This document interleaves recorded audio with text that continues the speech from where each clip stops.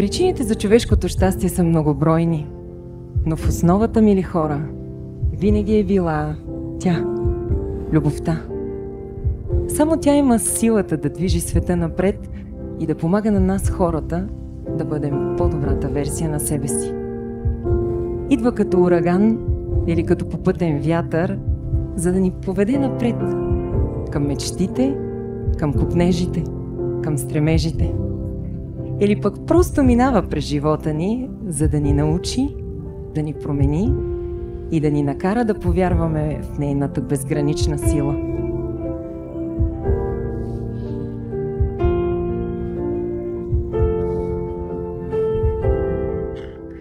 Понякога влюбването между хората става неусетно и неочаквано, а друг път отнема време да опознаем човека до себе си.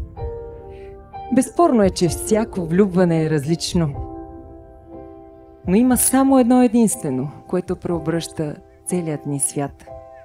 Него не можеш да го сбъркаш, защото усещаш с всяка фибра на тялото си, че всичко се променя и сърцето ти само те води напред. Ритъмът му се напасва, сякаш опитвайки се да наподоби ритъма на онова другото сърце, което знаеш, че вече бие само и единствено за теб.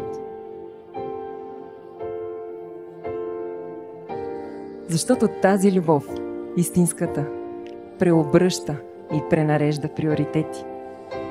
Кара те да бъдеш истински и да не се страхуваш.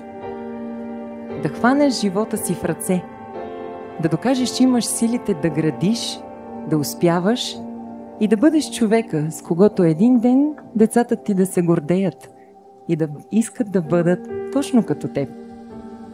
Това прави тя. Дава много. Гради човешката душа и отключва чекмедженца с емоции, нежност и вдъхновение, за които преди това никой друг не е имал правилния ключ.